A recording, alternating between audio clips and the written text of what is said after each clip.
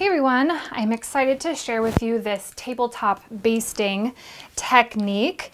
And this is, if you have a long arm or you're familiar with that, it's kind of a similar idea of how you would quilt things unbasted on a long arm with our rollers up here. My rollers here are just these wood pieces that I got at Lowe's. They're maybe a 1x2, and I already got the ones that were kind of sanded and painted just to make my life easier. They were still only about $3 a piece.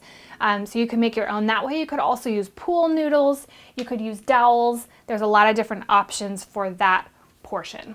The batting obviously doesn't matter which direction. The backing, our right side of our backing needs to be facing down, and I have my mat under here just so that I don't damage my tabletop with my pins, because I am going to pin base this. So backing, you need to roll it so that the right side is facing down.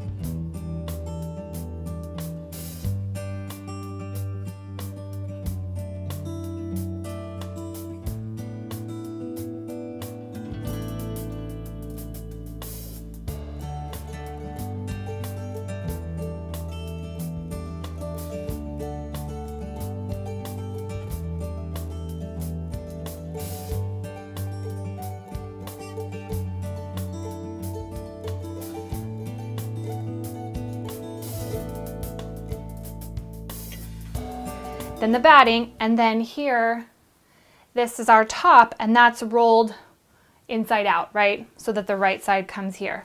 That way, as we pin, we can roll everything out and make sure everything's nice and flat. As we pin, that way we can keep it on a tabletop, on a dining table or on a work table, and that it's not gonna break your back. You're not gonna be on the floor doing that. The other thing I wanna mention is make sure that your top is pressed, and we want to make sure that our back is pressed as well. So I will go ahead and use my large safety pins to baste.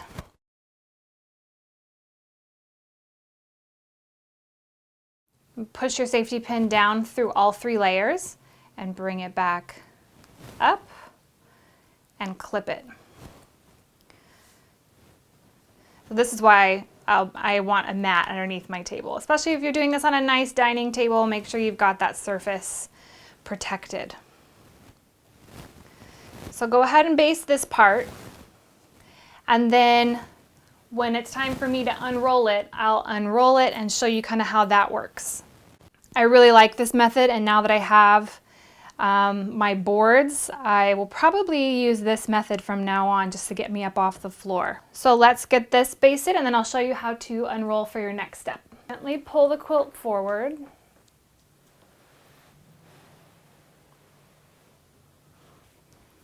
Okay, once you've pulled it forward a little bit, then you'll take the backing, and unroll that.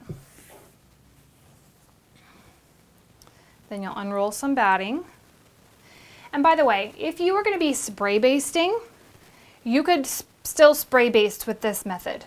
So most of the spray basting brands recommend spraying on the batting. So what I would do is pull it forward toward you and spray it. Lay that down, smooth it out. Then spray here, and then unroll. Unroll your top. And as much as we can, we want to go from the center outward. Then you baste the next section, and then you continue until you're all done. So I've basted down to here, and I've unrolled it. My batting was a bit longer than my quilt, so I just left it longer rather than trimming that. I'll trim it later.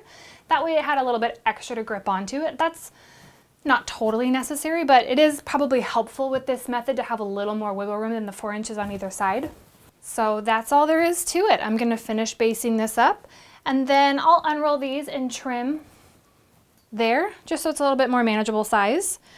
And then we'll be done basting this quilt. And this took no time at all. This is officially my new favorite way. So here we go. It's all basted. We can fold it up and put it aside and get ready to quilt it.